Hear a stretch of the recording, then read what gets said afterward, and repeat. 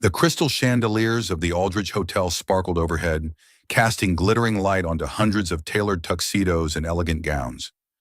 This wasn't just a charity gala, it was a discreet display of power, where generosity came wrapped in Dom Perignon and polite conversations about the stock market. Cole Montgomery walked in like he belonged in that light. His Tom Ford tuxedo hugged his tall frame, dark brown hair slicked back neatly, and a classic Patek Philippe watch graced his wrist. He didn't have to speak, people parted for him like his presence was its own gravitational field. Tonight, Cole wasn't here for altruism. He had been invited as the face of a youth tech empowerment fund, but in truth, he was here to maintain status and cultivate investment leads. People like him didn't show up to save the world. They came to be seen. And then he saw her. Amid the polished elegance of the crowd, there was a young woman in a simple black dress with a square neckline and no jewelry. Her brown hair hung loosely past her shoulders, her face barely touched by makeup. Yet her eyes were calm and brighter than anyone else's. She was arranging donation envelopes at the registration table, patiently explaining online transfers to an elderly couple. Cole approached. No strategy, just curiosity. "Are you volunteering here?" he asked, grabbing a drink from a waiter's tray without taking his eyes off her. She looked up, meeting his gaze directly, unfazed. "That's right. I've been helping organize this event for 3 years now." "I've never seen you at one of these." Cole tilted his head. "Maybe because I never forget a beautiful face." She shrugged. "Maybe because I'm not trying to be remembered." The answer pulled a slight smirk from his lips. Interesting. The kind of woman who didn't swarm to him like bees to honey. There was something inviting. "I'm Cole Montgomery," he said, offering his hand. "I know," she replied, shaking his hand briefly, no more than necessary. "And you are?" "Harper." "No last name?" "Just Harper is enough." For the first time in years, Cole felt ignored. Not in the performative way some women on his trial dating list had done, trying to act disinterested.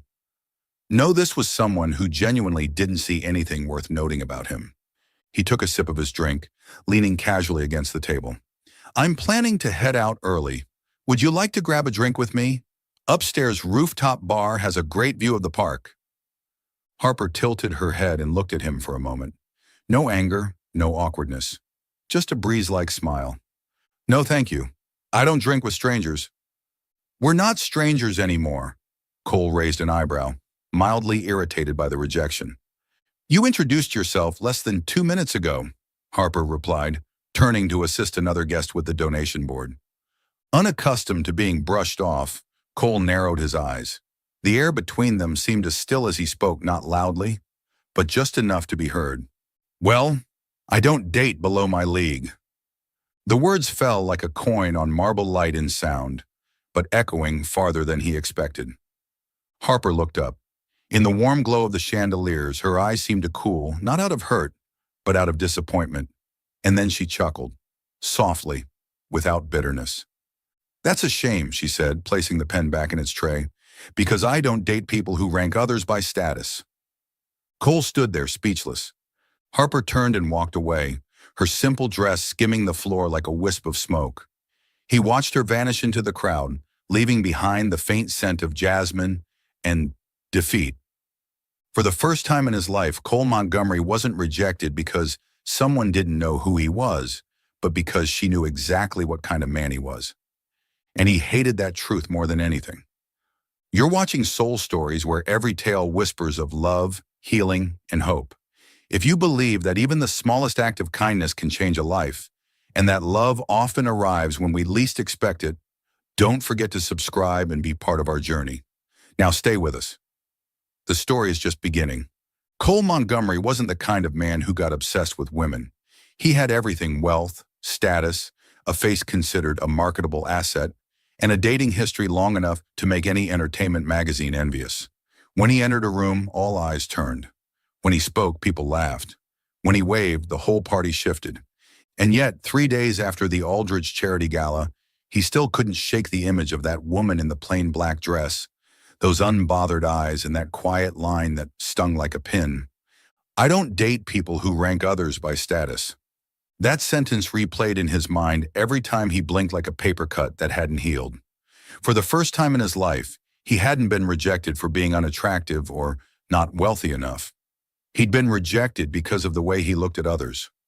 Cole sat in his glass-walled office atop Montgomery Tower, absent-mindedly spinning a Montblanc pen while ignoring the contract in front of him. Daniel, his longtime assistant, walked in with a tablet. "You've been off these past few days," Daniel said, half joking. Cole nodded slightly but didn't reply. He leaned back in his chair, staring into the distance. "Her name is Harper," he finally said. "Last name?" "No idea. She only said Harper, like that was enough." "Want me to look her up?" "Yeah, everything you can find." A day later, Daniel returned, brows furrowed in disbelief as he held the tablet. "She's a ghost," he said. "No social media, no LinkedIn, no mention in any financial articles. I couldn't find a single public profile aside from a few vague volunteer activities." Cole sat up straighter. "Nothing at all?" "Exactly. It's like she deliberately wiped her trail." No one in Cole's world did that. In the investment sphere, presence was everything. Everyone wanted to be known, quoted, invited, praised. But Harper was different. She didn't want to be seen, didn't need applause. She showed up, did the work, and disappeared, leaving behind a bigger question mark than any investment result. And for Cole, that question mark became an obsession. A week later, Cole attended a small private conference on innovative investment strategies in tech education. Invitation only, strictly for select private equity partners. He planned to listen to a few panels and leave early. But when the moderator announced the next speaker, his heart caught. "Please welcome Ms. Quinn, representative of the Argive Fund, to discuss anonymous investing and low-visibility growth deals." Cole held his breath. Harper stepped out from backstage, still the Harper he remembered. Simple, clean, unassuming. White blouse, dark slacks, no jewelry, hair tied low. But this time, she wasn't a disregarded volunteer. She walked onto the stage like she owned it. "We choose to stay out of the spotlight," Harper began, her voice calm and steady, "because light can blind. And when everyone's watching, very few are truly listening." The room fell silent. Harper presented Argive's low-noise, high-return strategy, small deals that avoided media buzz but yielded sustainable, long-lasting impact. Argive didn't chase unicorns. They chased integrity, truth, entrepreneurs driven by purpose, not IPO exits. Cole nearly forgot to blink. Not one word Harper said sounded like any panel he'd attended. No jargon, no cliches, no upper-crust investor games. She spoke little, but every sentence landed like a nail hammered into oak. He realized this wasn't a woman who didn't care. This was a strategist, a quiet player on a chessboard, winning without ever needing to smile for the crowd. When the panel ended, Harper didn't linger for photos or small talk. She left immediately, carrying a plain leather tote and the same serene air, as if she hadn't just made a room forget how to breathe. Cole stood watching her go, this time not to flirt, not to recover pride, but because, for the first time in his life, he realized he'd met someone he couldn't read, couldn't control, and couldn't forget. That morning started out like any other. Same coffee shop in the Montgomery Tower office district, same Americano, same dull headlines on the financial news app. Cole Montgomery was lazily scrolling through the usual pieces: IPOs, the real estate market, Elon Musk buying something again, when his eyes caught a headline that hit him like slamming on the brakes in the middle of a highway. The anonymous woman behind Quinn Capital, Harper. Quinn finally revealed. Cole's heart skipped a beat. He dragged the screen back up, staring intently at the article. Every word hit him like a cold wave crashing against his skull. Harper Quinn. No way. Could it really be the same woman? He kept reading, his lips tightening with every paragraph. For nearly a decade, Quinn Capital has operated as a shadow power in the private equity world, known for deals that required no media, no PR, yet yielded above-average returns. The identity of its founder had never been revealed until today. Harper Quinn, 36, grew up in Vermont's foster care system, founded Quinn Capital at age 27 with a modest pool of personal funds, and currently holds an estimated net worth of $7.2 billion. $7.2 billion. That number didn't just stun Cole, it crushed the carefully curated ego tucked beneath his Armani suit and his usual cold-eyed confidence. He leaned back in his seat, hand trembling slightly as he held his coffee. Flashes of that night at the Aldridge lit up in his mind, clearer than ever. Harper in that simple black dress, her calm gaze, her firm refusal when he invited her for a drink. And then his arrogant words echoing back like a mocking laugh inside his head. "I don't date below my league." He thought she was just a smart, proud volunteer. He thought he was the one above. He'd even found it amusing to be turned down like it was a temporary challenge. But now he realized it was him she had looked down on. Not because Harper had more money, but because she had never needed to prove anything to him. She never said she was rich. She didn't hide who she was, but she never flaunted it either. She was just herself. And in a world where everyone was constantly trying to convince others they mattered, that quiet authenticity was its own form of power. Cole folded the iPad, set it down, and closed his eyes. Not from shock, but to contain the storm rising in his chest. Dizziness, bruised pride, and then something he hadn't expected. Respect. He had always prided himself on reading people. Give him 5 minutes and he could tell who was an opportunity, who was a threat, who was worth watching. But Harper was a puzzle he couldn't solve. She hadn't shown any signs. She hadn't dropped any hints. Just calm neutrality, so calm it had thrown him off. Not because she was good at hiding, but because she wasn't hiding at all. She didn't need to be seen, didn't need a spotlight. She let results speak for themselves. And now the whole world had heard them loud and clear. He picked up his phone, opened his contacts. His finger hovered over the empty screen. He didn't have her number. Of course not. They weren't friends. They hadn't even exchanged information. And even if they had, what could he say? "Sorry for underestimating you?" Or, "I was a fool to think I was above you just because of money and a name?" Those words sounded pathetic next to someone like Harper Quinn.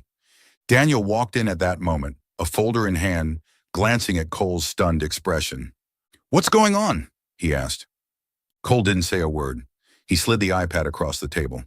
A few seconds passed before Daniel let out a low whistle. "Harper?" Cole nodded slowly, like someone swallowing a block of ice. "She didn't just reject me. She taught me a lesson." Daniel had no response. No one did, because no one could have guessed that Harper Quinn, the woman who had turned down Cole Montgomery, was actually one of the richest women in America.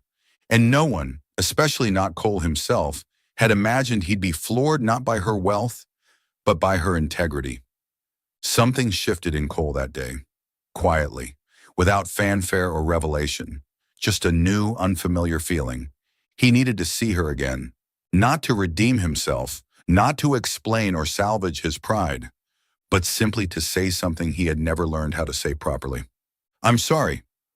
3 days after the Forbes article, Cole Montgomery still couldn't get Harper out of his head. Not in the way a man obsesses over rejection out of bruised ego, but in the way someone is forced for the first time to ask himself, "What kind of person have I become?" He had reread the article at least 5 times. He scoured every piece of information about Quinn Capital, about the deals Harper had orchestrated. He listened to podcasts, watched panel videos, even lurked in financial forums where insiders whispered about Wall Street's invisible queen. But in all of it, he didn't find what he truly wanted to know. Who was Harper beyond the numbers? He wanted to understand her, really understand her, not to win her over, not to prove that he wasn't so bad, but because for the first time Cole genuinely wanted to see a person, not through bias, assumptions, or social filters. Just see them as they were. And that person was Harper.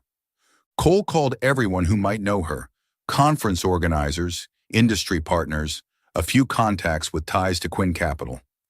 No one had personal information. She was a fortress of privacy. Until finally, he found a small satellite office in Soho, an unmarked, modest space used by Quinn Capital. Cole went there on a Tuesday afternoon. No warning, no assistant, no security, just a white shirt and a light gray turtleneck sweater. For the first time, he walked into a building where no one recognized who he was. And strangely, he didn't mind. The young receptionist looked up at him, polite but cautious. "I'm here to see Harper Quinn," Cole said directly. She hesitated. "Ms. Quinn doesn't meet with outside guests without an appointment." "Then maybe you could tell her Cole Montgomery would like to see her. Not for business, just to say something personal." The receptionist stared at him a moment, then picked up the internal phone. A minute later she returned, offering a small, hesitant smile. "Ms. Quinn said if it's something personal, then put it in a letter. She doesn't have much patience left for words that come too late." Cole gave a faint, ironic smile. He wasn't offended. He nodded, reached into the leather notebook he always carried, and pulled out a sheet of paper. Right there in the lobby, he sat down and wrote in clean, even handwriting. "I'm not sorry that you're a billionaire. I'm sorry I wasn't kind enough to see that you were a person." No signature, but it wasn't needed. Someone like Harper would know. That evening, when Harper returned to the office after a long day of meetings, she opened the drawer where personal messages were usually left. A folded sheet of paper lay there, no envelope, no preamble. She sat down, unfolded it, and read slowly. Once, then again. No justification, no backstory, just an apology real. Harper leaned back in her chair and closed her eyes. She wasn't angry. She had never been angry. She simply hadn't cared. To her, Cole Montgomery had once represented everything shallow about power, someone used to being admired, used to deference, used to using words to put others in their place. She had met hundreds like him, and she had learned not to let people like that define her worth. But now for the first time she saw something rare, a powerful man, willing to apologize without making excuses. She folded the paper, neither discarding it nor keeping it. She just set it on her desk. She had no intention of seeing him again. It wasn't necessary. But inside, for the first time, the name Cole Montgomery no longer echoed with arrogance. It landed softly, like a whisper honest. Neither of them wanted it to happen. Harper Quinn didn't like working with showboats, and Cole Montgomery wasn't used to being in situations he couldn't control. But when the federal government announced a strategic investment program for national AI education, with one non-negotiable requirement, at least two national-level investment entities, one of which must demonstrate transparent performance and clear social impact. All roads inevitably led to one unlikely pairing, Quinn Capital and Montgomery Ventures, two powerhouses that had never crossed paths, now forced to collaborate. Cole got the news first over lunch with the Secretary of Economic Affairs at the Conrad Hotel. The man casually sipped his wine and said, "We don't need another oversized fund focused solely on profit optimization. We need ethics and vision. You have the capital, she has the social influence. Together, you're the balance we need." Cole simply nodded. He said nothing. Across the city, Harper received her notice too via a somewhat blunt email from the Department of Education. "We believe a collaboration between Quinn Capital and Montgomery Ventures would represent the ideal pilot model for a national-scale AI education initiative."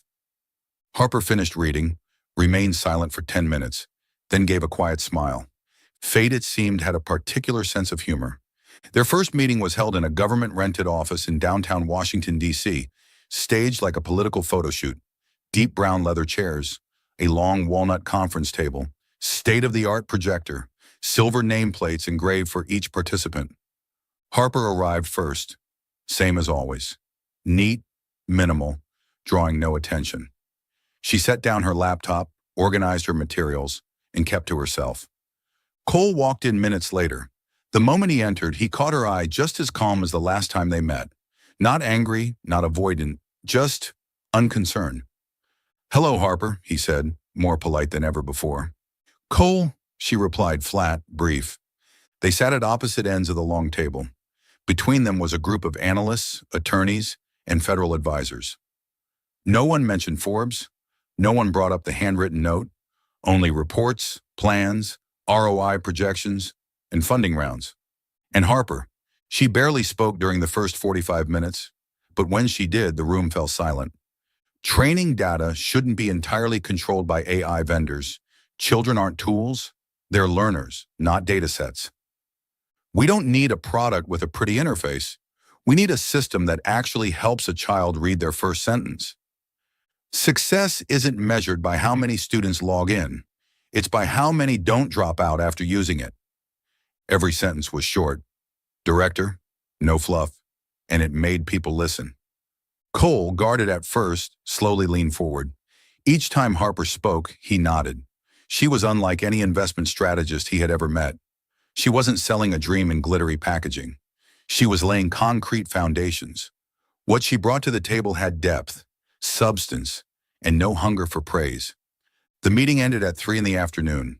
People filed out one by one, leaving the two of them behind, surrounded by the faint scent of stale coffee and the soft sunlight filtering through high windows.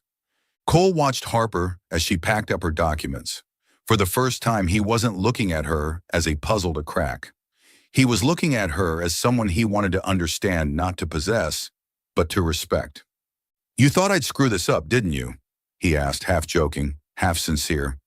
Harper looked up, arms crossed. "Number, I thought you might learn something if you stayed quiet long enough." The remark made Cole laugh, not the cold kind, but the surprised burst of someone who knew they'd just been nailed. "Thanks for not turning it down right away," he said honestly. Harper just nodded, slinging her bag over one shoulder. "I'm not doing it for you, Cole. I'm doing it for the next child who needs a chance." And with that, she walked out of the room. Only then did Cole realize silence in some cases wasn't apathy. It was a lesson. There was one thing Cole Montgomery never expected, that change wouldn't begin with some dramatic wake-up call or a blow to his ego. It began with a list.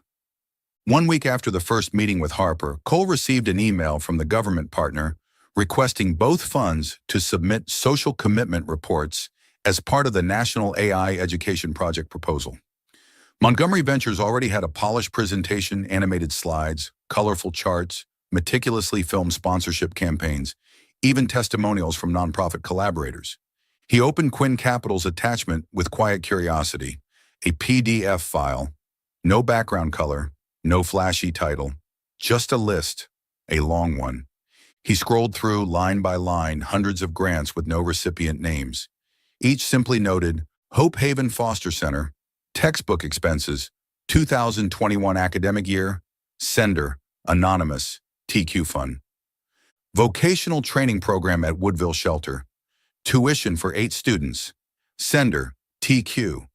Special scholarship for former orphan accepted to MIT, sender, TQ. TQ, not Quinn Capital, but Harper Quinn, her own initials. No one knew. Cole sat motionless. In all his years in the industry, he'd seen countless CSR, corporate social responsibility reports, each crafted like a PR campaign. But this wasn't a campaign. No cameras, no logos, no staged photo ops beside a smiling child in a graduation cap.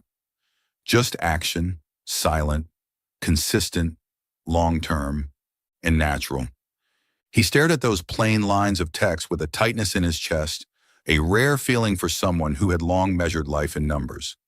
The next day, while passing through Brooklyn on a site visit for the AI pilot program, Cole happened to spot a small banner hanging outside a community center. "Congratulations to Lily, the first orphan from Haven Home to receive a full scholarship to Stanford." Below it, a handwritten line, slightly slanted. "Thank you to the anonymous sponsor, Miss TQ, who believed in me when I didn't yet believe in myself." Cole stopped in his tracks. He didn't go in.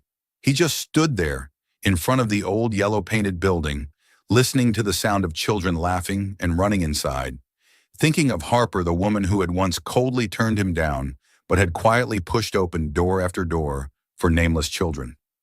She didn't try to look like a good person. She didn't preach about ethics.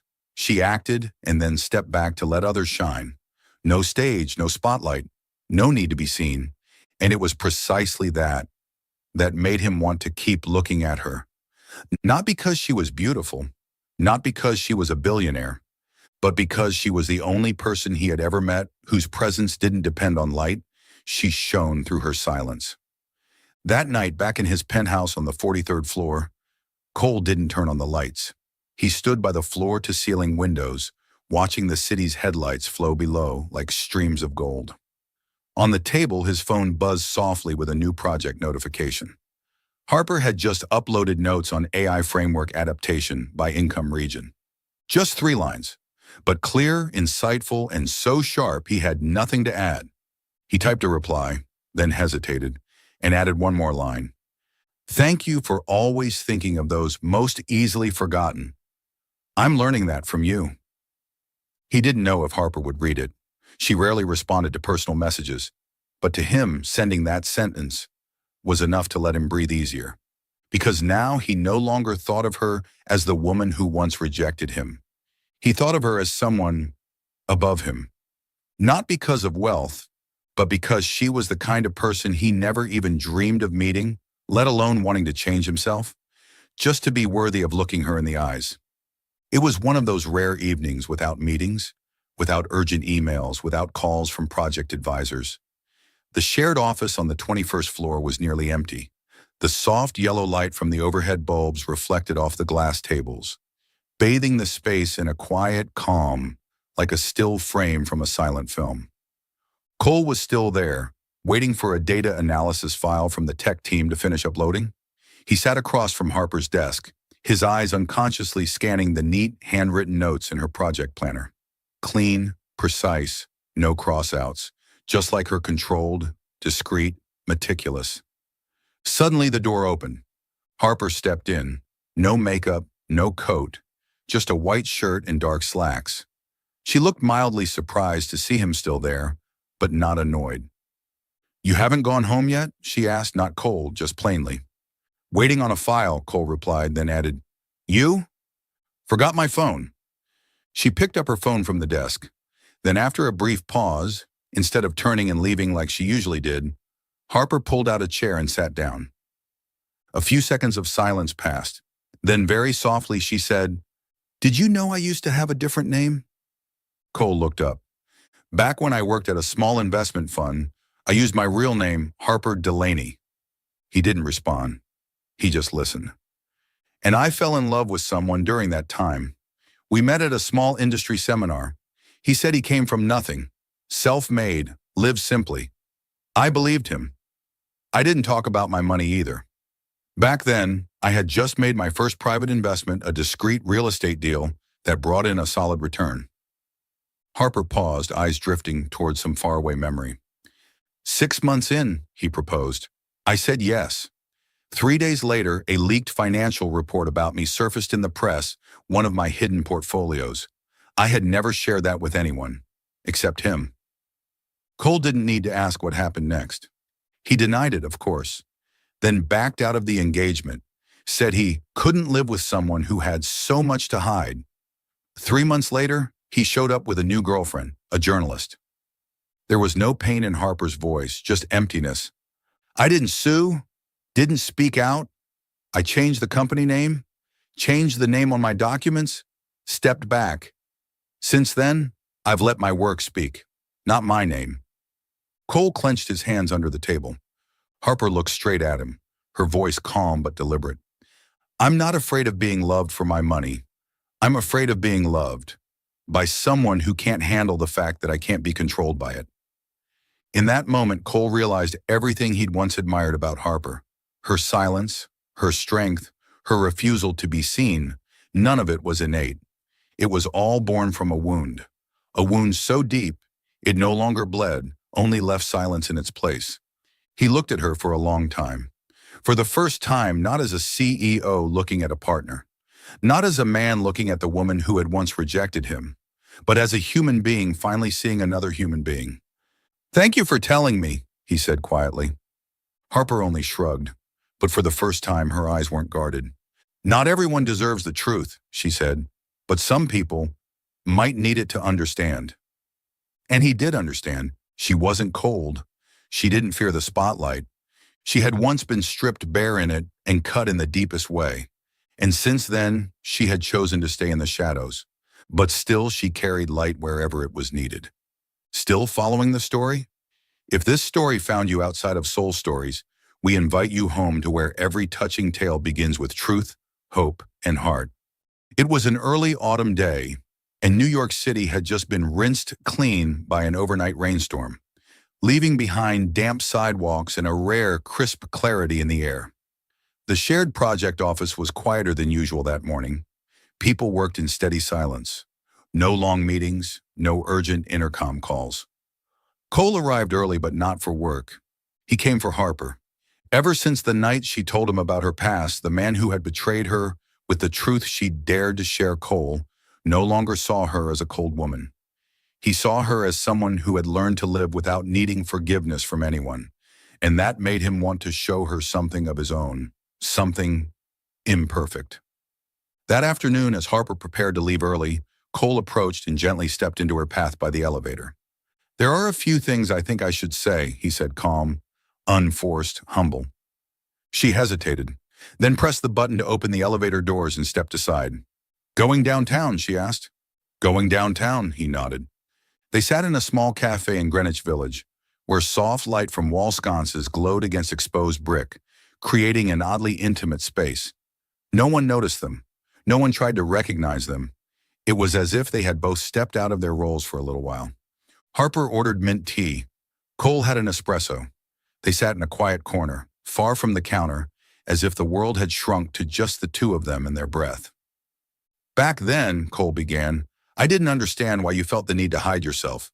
I used to think, if I had $7 billion in a mind like yours, I'd stand on every stage I could find. Now, I don't think that anymore." Harper said nothing, but her gaze softened. He went on. "My mother used to be an investor. Not big, not famous, but she was smart, intuitive, and she believed success didn't have to be harsh. She started a small fund with her closest friend, the one she trusted most." He looked down at his hands, tracing old memories. "They worked together for 5 years. Then one day, she discovered her friend had been using her name to launder money. When she exposed it, he turned on her, blamed her for everything. And I was 19. I watched my mother fall apart in the headlines." Harper didn't hide her surprise. Cole Montgomery, the man who always stood tall, spoke in percentages and projections, was now telling her about wounds as if they were the most important truths he carried. She lost everything, not just money, her trust in people. She withdrew from the industry, and I decided I would never let anyone fool me again. I thought, to survive, I had to read people like chess pieces, categorize them, stay 2 steps ahead. He gave a small laugh without any joy. "And then I met you, someone I couldn't read, couldn't predict, couldn't place. At first I saw that as a threat, but over time, I realized it was the best thing that ever happened to me." Harper still didn't speak, but she didn't look away. "Thank you," she said softly, "for telling me." They sat in silence for a long time. No rush to fill it, no need to move past it, just letting the space between them settle, no longer tense like a drawn wire. Eventually, Harper lifted her teacup, took a sip, and then, as if it were the most natural thing in the world, said, "If you're free sometime, I know a place in West Village with decent cinnamon scones." Cole blinked, then gave a slow smile. "Is that an invitation?" "Not for the project, not for reports." She met his eyes. "Just because I feel safe." Cole didn't respond, but at that moment, he reached down and instinctively picked up a small slip of paper near Harper's side. His fingers brushed the back of her hand, and she didn't pull away. They looked at each other. No kiss, no whispered promises. Just a clumsy touch and 2 unguarded gazes. It wasn't the beginning of a love story. It was the end of defense. On Monday morning, Harper woke later than usual. She brewed a cup of jasmine tea, opened the windows to let the cool air wash into her apartment, and planned to spend the morning polishing the final proposal for the National AI Education Project. Last week, things had seemed steady, not intimate, not too close, but something between her and Cole Montgomery had begun to soften, like a thin layer of ice melting into its first drop of water. Until she opened her phone. Finance news, top headline. Cole Montgomery set to acquire strategic stake in Quinn Capital through AI collaboration, a tactical move to tap into the billionaire heiress's investment network. She blinked. Sources suggest Montgomery Ventures has proposed a clause allowing for shared platform data, including preliminary access to Quinn Capital's edtech ecosystem a likely precursor to a soft merger strategy. Harper sat still. What swept through her chest wasn't anger. It was cold. A slow, paralyzing chill that spread from her sternum to the tips of her fingers. She'd seen this before. 10 years ago, she'd been the name beside a strategic partnership and was then devoured by the very person she trusted. Back then, she spoke out. She resisted. She screamed. And no one believed her. This time, she didn't scream. She simply stood up, turned off her screen, closed her laptop, and sent one email. I hereby withdraw from the National AI Education Project. Quinn Capital will hand over all completed deliverables. No media, no statement. Harper Quinn, no closing line, no explanation. At Montgomery Ventures, Daniel rushed into the conference room mid-meeting. Did you see this morning's news? I did, Cole replied curtly. Harper's just emailed. She's pulling out of the project. No warning. Cole nodded. He knew. He had read that email 4 times. Every word felt like a slap, not loud, but sharp enough to sting. What are you going to do? Issue a public statement? Push back with the press? Cole shook his head. No point. If I speak now, she'll think it's about damage control. Daniel frowned. But it's not true. You never had that intention. I know, Cole said, eyes fixed on the window, but truth isn't enough. She needs to see something else. Something I've never done for anyone before. 3 days later, the media erupted at an unexpected move. Montgomery Ventures formally withdrew all stake and participation from the AI project, even though the project itself continued. There was no press conference, no spin, just a simple statement. We do not engage in ventures that jeopardize trust between partners. Trust cannot be signed into a contract, but once it's lost, no clause can buy it back. Harper read the release on Friday evening. She said nothing. She didn't message anyone. She just sat alone in a corner cafe, a cup of tea growing cold in her hand, while the TV replayed footage of Cole walking out of his company headquarters, declining every interview. No explanations, no blame, no apologies, just a quiet, timely retreat. For the first time in years, Harper didn't know what to feel. Not vindication, not relief, but something strange. Maybe this time, someone wasn't trying to win against her. Maybe someone was trying not to hurt her any further. And that simple, wordless terrified her more than any grand speech ever could. After withdrawing from the AI project, Cole vanished from the media.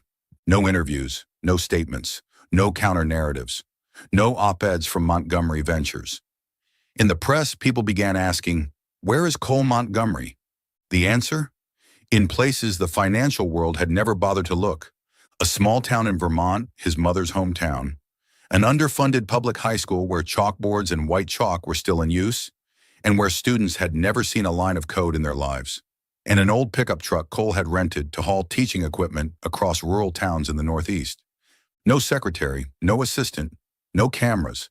Just Cole in a faded gray t-shirt, hair slightly unkempt, hands dusted with chalk, kneeling among a group of 15-year-olds, showing them how to run a simple Python script to control a mini robot.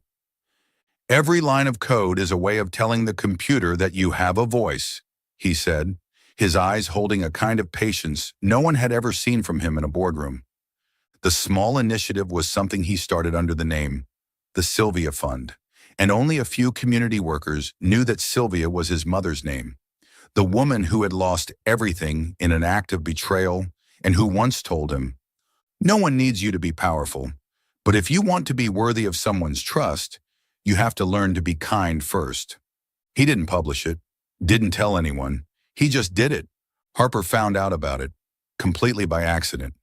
One evening while researching resources for an inner-city education campaign, she happened to click on a low-profile YouTube video titled simply, Stranger Teaches Coding at Our School. Thank you for believing we could. The video was shot on a phone, poor resolution, but the light in the classroom was enough to reveal the man standing at the whiteboard, face smudged with chalk, sleeves rolled up, gently helping a child holding a computer mouse the wrong way. Cole Montgomery, no suit, no tie, no public image. Just a man kneeling to a child's eye level, not to teach code, but to say, you matter. Harper forgot to breathe for several seconds.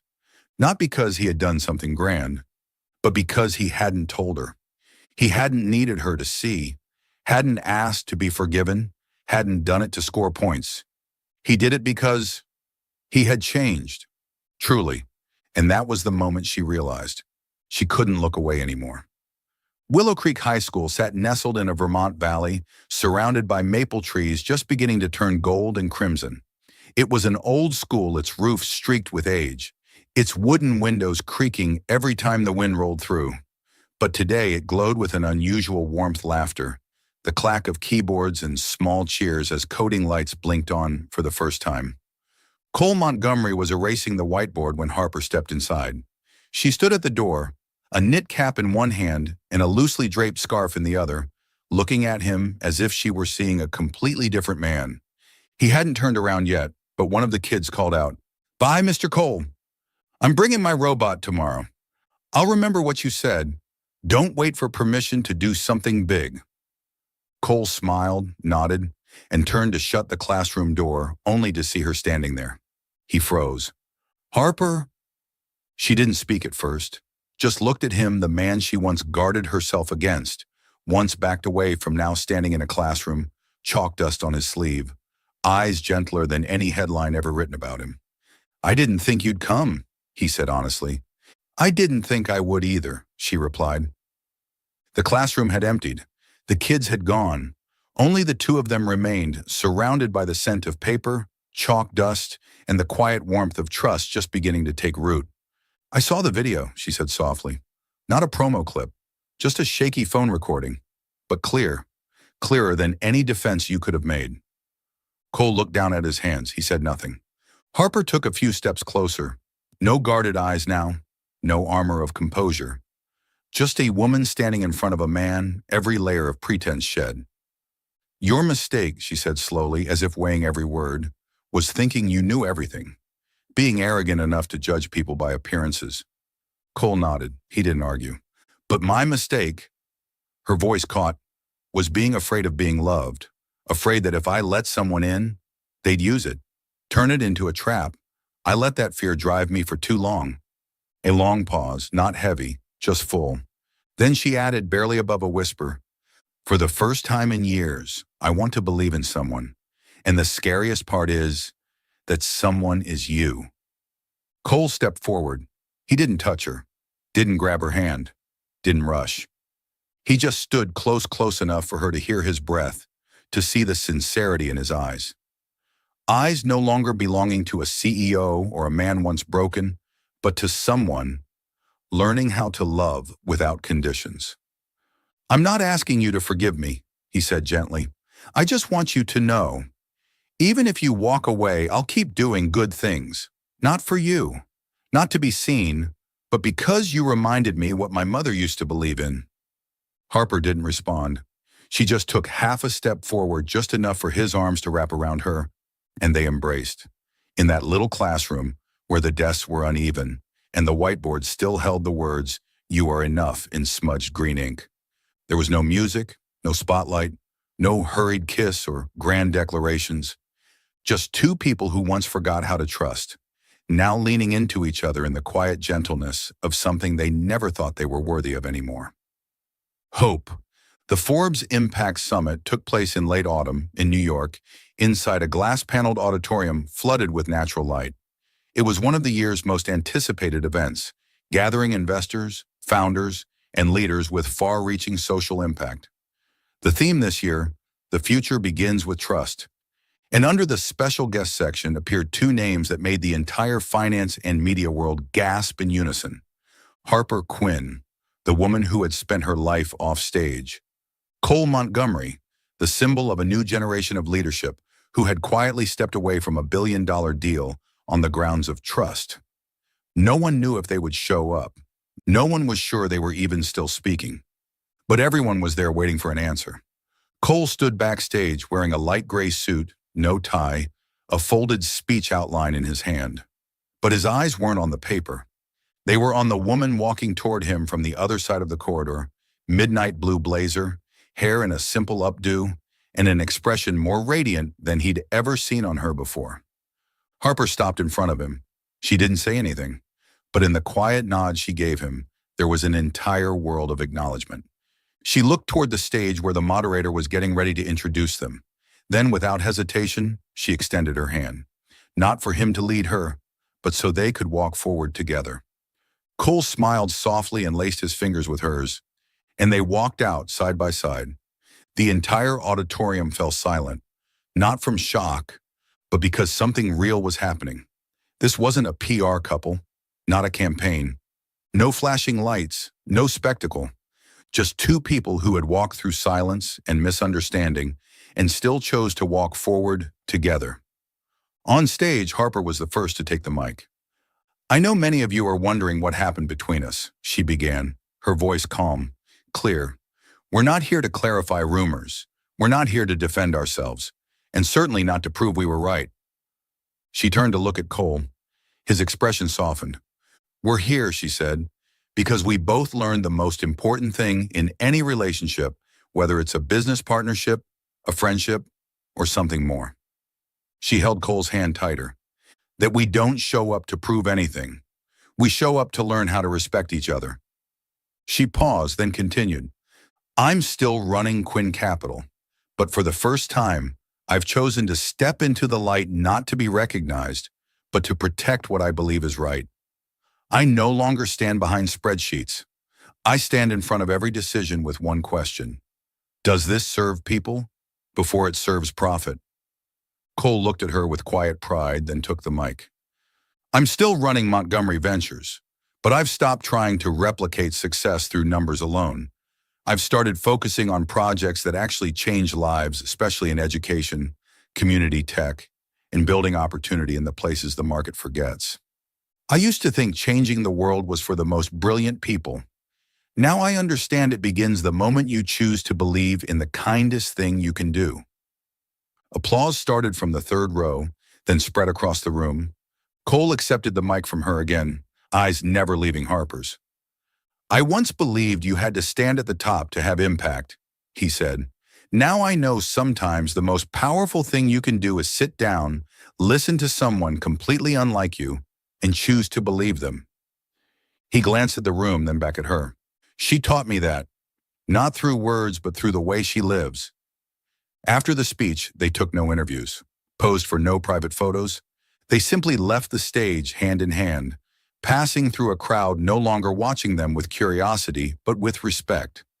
Because the only thing they truly made public that day wasn't their love, wasn't their past. It was the trust they had rebuilt, held not in promises, but in each other's hands. You're watching Soul Stories exclusive to our channel. If you're still with us, drop a comment. We read and cherish them all. Subscribe to support more heartfelt, original stories. Thanks for being part of the Soul Stories family. The small town just north of Rhinebeck, New York, nestled along the Hudson River like a quiet underline beneath the loud maps of the financial world. No one there cared about the stock market. They talked about the weather, the fall apple harvest, and the neighbor's dog who just had her third litter. It was where Harper and Cole chose to disappear, not to run away, but to begin again. Like two ordinary people. The house they rented sat at the end of a dirt road blanketed with fallen golden maple leaves. It had a wide porch, a creaky wooden swing for the afternoons, and a sun-filled kitchen. No one recognized them. No one secretly took photos. No inboxes buzzing with messages needing replies in 5 minutes. Just Harper, Cole, and enough silence to finally breathe without flinching. Cole woke early every morning. He brewed coffee, opened the windows, and read books about yeast, oven temperatures, and flour ratios. 3 weeks ago, during a coding session at the local school, the kids had suddenly asked, "Do you know how to bake?" He'd said no, and they laughed like he'd just confessed to a serious crime. That night, he decided to learn. Now he knew how to mix dough without overworking it. He knew to wait patiently for the yeast to rise. He knew kids liked chocolate chip cookies more than Italian biscotti, and most importantly, he knew how to wait, not to fix or prove, but to watch someone grow the way they were meant to. Harper, on the other hand, wrote, a little each day. At a worn wooden desk by the window, with a slowly cooling cup of tea and her laptop open, she typed the first lines of her very first book, Wealth Without Ego. It wasn't a financial guide, not a memoir, Just quiet, honest thoughts about building wealth without losing yourself, about the value of silence, about trust that can't be bought, about lessons the press never asked her about, and she never needed to say until now. Cole didn't ask what she was writing. Harper didn't ask what he was baking next. But their hands often brushed while tidying the kitchen, watering the plants, or quietly signaling to each other when a deer wandered into the backyard. They didn't say, "I love you" every day, but they washed the tablecloth together when it got ink stains, stayed silent when the other was tired, shared half an apple from the lunchbox without comment. One afternoon after the kids had gone home, Cole was washing a baking tray when Harper stood quietly in the doorway, watching him for a long time. She didn't call out. She just watched. He turned, caught her gaze. No questions, no guesses. She smiled, he nodded. And that was enough. Because for them now, love didn't need to be confirmed. It was already happening every single day in moments so small the world usually missed them. New York City in the final stretch of winter seemed a little less hurried. The wind still bit cold, the streetlights still traced long lines down each avenue. But in a quiet corner of East Village, old memories seemed to linger. Not faded, not forgotten. Just waiting to be touched again at the right moment. Cole held Harper's hand, guiding her up the old wooden stairs that led to the rooftop of a three-story building. They had walked nearly 10 blocks to get there, past honking horns, familiar cafes, and strangers' indifferent glances. No one recognized them, and no one needed to. When they stepped onto the roof, Harper paused. Before her was a view that hadn't changed much in 10 years, rusted iron railings, a few faded potted plants, and a string of lights that someone, somehow, had kept hanging all this time. But in the quiet golden glow of the late afternoon, this place wasn't what it used to be. It was no longer where she hid from the world's gaze. It was where she had once learned to stand tall, alone. "Do you remember this place?" Cole asked, still holding her hand. "I used to stand here every Sunday night," Harper said quietly, "when I wasn't sure I could afford rent for the next month." "I know." She turned to him, startled. "You know?" Cole nodded. "After I learned your old name, Harper Delaney, I dug through a few old records. Not to invade, just to understand. You lived here for 4.5 years. No one knew who you were. No one knew you started Quinn Capital from a folding table in a third-floor apartment." Harper looked down, then back up. "Why bring me here?" He didn't answer right away. He let go of her hand, took a step back. Then slowly he knelt down. No ring, no roses, no music playing somewhere in the background. Just the sound of wind rustling through her hair and the heartbeat in Harper's chest pulsing faster than she wanted to admit. Cole looked up into her eyes, no shaking, no hesitation, but no pressure either. "I don't need you to be a billionaire. I don't need you to be strong all the time, or right, or in control of everything. I just need you to be someone who dares to trust her heart again." Harper stood still. Every wall she'd ever built trembled, not because they were being broken down, but because someone had finally knocked with the right rhythm. Cole extended his hand, not holding anything, just an open palm and the full weight of trust in his eyes. "Marry me, Harper, not because the world needs to see it, but because I don't want to keep walking forward without you. Anywhere, whether it's Wall Street, a classroom, or a rusty old rooftop with hanging string lights." Harper let out a soft laugh just as a tear touched the corner of her smile. She sat down across from him without needing to think twice. She took his hand, the hand that had once clawed for success, once lost trust, and was now open, completely. "I don't need you to be a CEO, she whispered. "I just need you to be someone who kneels knowing he could be turned down." Cole smiled. He wasn't turned down. They sat there for a long while on that old rooftop in a city that had once seen both of them at their worst and now bore witness to their best. No fireworks, no grandeur, just two people ordinary enough to begin something truly extraordinary. On their wedding day, it rained lightly, not the cinematic downpour of a Hollywood drama, nor the picture-perfect sunshine in a field of white flowers. Just a gentle mist drifting down over the backyard of the small wooden house in Rhinebeck, where Harper and Cole had been quietly living for the past few months. The ceremony took place beneath a wooden awning covered in dried maple leaves, with just 12 of their closest people. Daniel Cole's loyal assistant, the elderly baker Harper visited every Monday morning, a high school teacher who once helped Harper apply to college, a few kids from Cole's local coding class, and an old blind pastor with a voice so steady it made everyone fall silent. No press, no diamonds, no dazzling jewelry. Harper wore a simple hand-sewn white dress, her hair tied back with a cream ribbon. Cole wore a gray shirt and a navy knit blazer. No one sat in rows or categories. Everyone sat in a circle, warm, close like a family meal. The pastor didn't give a long sermon. He simply smiled, nodded, and said, "Sometimes what matters isn't why two people fall in love, but how they choose to hold on when the world goes quiet." Harper turned to Cole, quietly, deeply. "You once said," she began, "that you don't date below your league." A few soft chuckles rippled through the circle. Harper smiled, but her eyes stayed on him. "What about now?" Cole didn't answer right away. He looked at her, the woman who had once made him defensive, then made him feel small, and then made him better, not for the sake of status, but because she reminded him what's truly worth holding on to when all the lights fade. He took her hand and said, "Now, I just hope you'll lower your league a little, so I can stay beside you." This time the laughter wasn't just gentle, it was warm, real. And Harper didn't say anything else. She simply nodded. Then they exchanged their vows. Nothing flowery, nothing rehearsed. Just this: "I won't promise to always be strong, but I promise to always be honest. I won't promise to be perfect, but I promise to choose you every day, even on the hardest ones." Applause followed. The pastor smiled and nodded. No one mentioned companies, assets, careers, or rankings. No one needed to. Because that day, what was proven wasn't fairy tale love. It was a quiet commitment between two people who had once broken, once lost, once failed, and still chose each other, with hearts no longer full of conditions.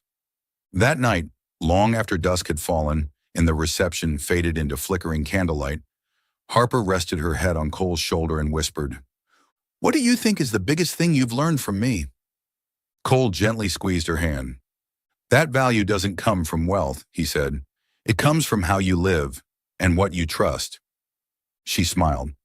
"And what I learned from you is that real love doesn't begin with admiration. It begins with seeing each other exactly as we are." Beneath the autumn crickets in the scent of apple pie in the wind, they sat there, not needing an ending to their story, because they already knew the most beautiful thing wasn't the ending. It was the journey that felt real enough to make two people who once thought they could never love again choose to begin.